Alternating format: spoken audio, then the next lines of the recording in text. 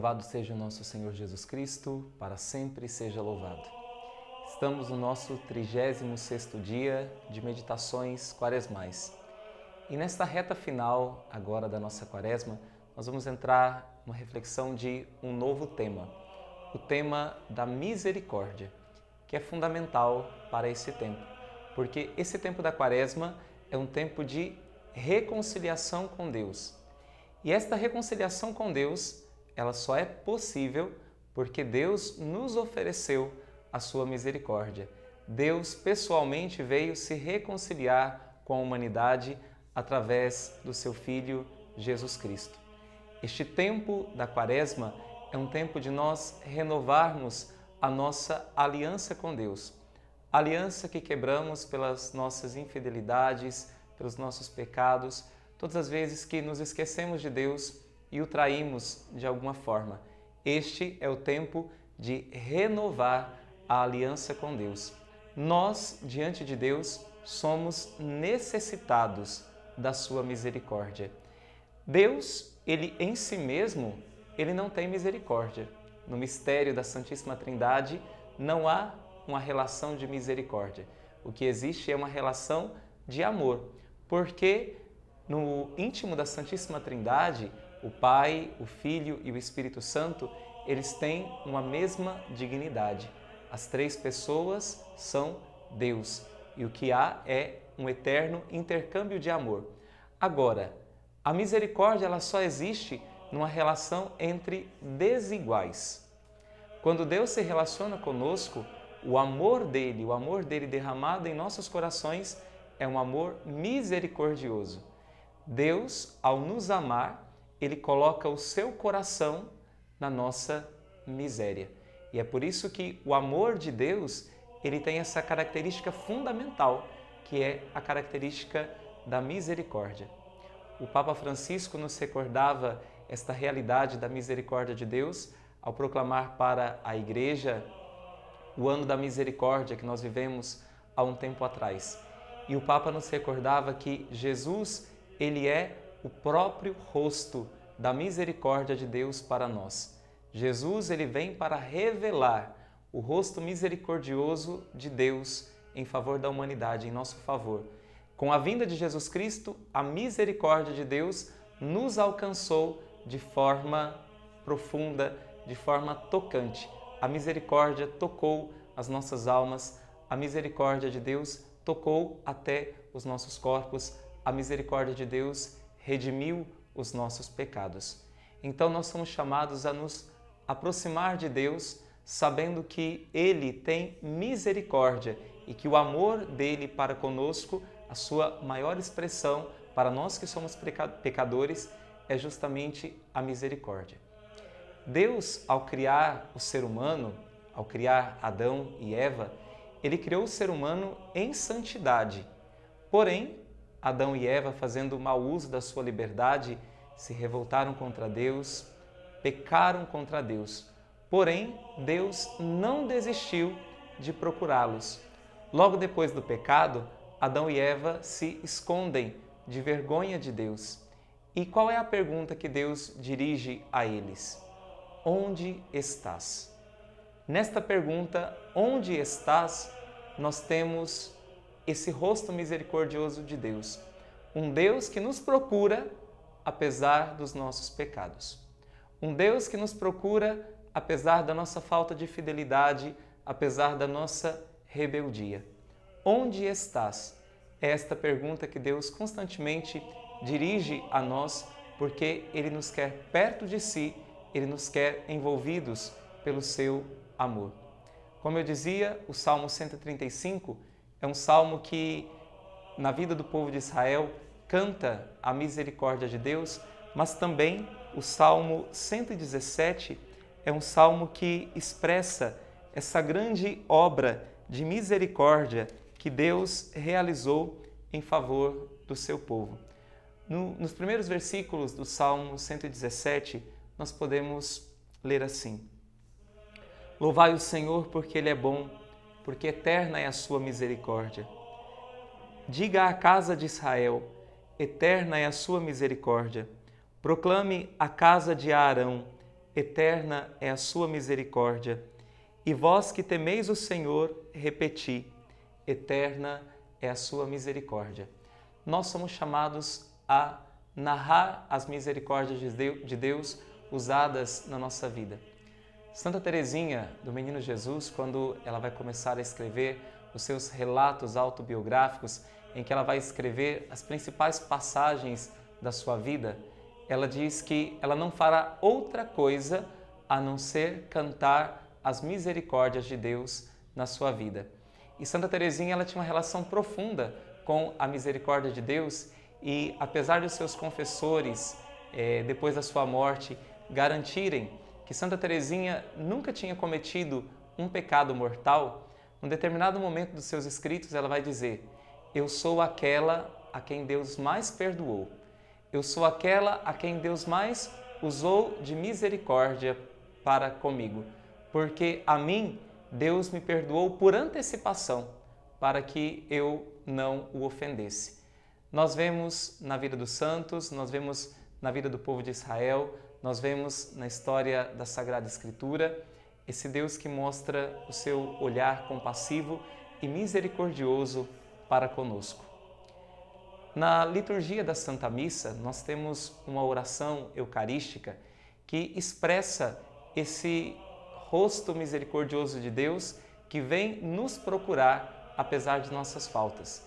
É a oração eucarística quarta, em cujo prefácio nós podemos rezar o seguinte: nós proclamamos a vossa grandeza, Pai Santo, a sabedoria e o amor com que fizestes todas as coisas. Criastes o homem e a mulher à vossa imagem e lhe confiastes todo o universo, para que, servindo a vós, seu Criador, dominassem toda a criatura. E quando, pela desobediência, perderam a vossa amizade, não os abandonastes ao poder da morte, mas a todos socorrestes com bondade, para que, ao procurar-vos, vos pudessem encontrar. E ainda mais, oferecestes muitas vezes aliança aos homens e às mulheres, e os instruístes pelos profetas na esperança da salvação. E de tal modo, Pai Santo, amastes o mundo, que, chegada à plenitude dos tempos, nos enviastes vosso próprio Filho para ser o nosso Salvador. Aqui nós temos um resumo de toda a história da salvação, de toda a condescendência de Deus, do fato de Deus ter usado de misericórdia para conosco e Deus nunca ter desistido da humanidade, apesar das infidelidades. Nós temos como centro e coração do Evangelho aquilo que são as parábolas da misericórdia. O Papa Francisco dizia isso na sua bula Misericordiae Vultus, na qual ele convocou o Ano da Misericórdia, que as parábolas da misericórdia, presentes no Evangelho de Lucas, elas são o coração de todo o Evangelho, porque revelam o coração misericordioso de Deus. Nesta nossa meditação, nós vamos ter presente a primeira parábola da misericórdia e as outras nós iremos tomá-las nas nossas próximas meditações. A primeira parábola da misericórdia está presente em Lucas, capítulo 15, versículos de 1 a 7, e é a parábola tão conhecida por nós da ovelha perdida. E esta parábola nos diz: aproximaram-se de Jesus os publicanos e os pecadores para ouvi-lo. Os fariseus e os escribas murmuravam: este homem recebe e come com pessoas de má vida. Então lhes pôs a seguinte parábola: quem de vós, tendo 100 ovelhas e perdendo uma delas, não deixa as 99 no deserto e vai em busca da que se perdeu até encontrá-la? E depois de encontrá-la, a põe nos ombros, cheio de júbilo, e voltando para casa, reúne os amigos e vizinhos, dizendo: regozijai-vos comigo, achei a minha ovelha perdida. Digo-vos, pois, que haverá maior júbilo no céu por um só pecador que fizer penitência do que por 99 justos que não necessitam de arrependimento. Nós temos aqui esse rosto E esta atitude misericordiosa de Deus, Ele que vai atrás de cada filho que se perdeu, porque Ele não quer que se perca nenhum daqueles que Ele criou. Jesus, no Evangelho, também vai expressar esta realidade. Pai, eu não quero que se perca nenhum daqueles que vós me confiastes. E por isso Jesus se apresenta na realidade de bom pastor.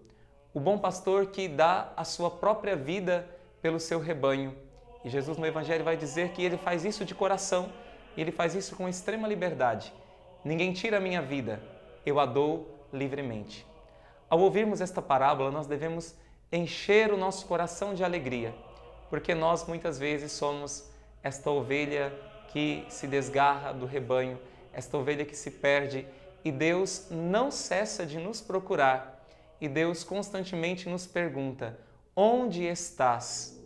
Onde estás? Aonde te escondeste? Porque Deus não quer que nós fiquemos longe da sua face misericordiosa.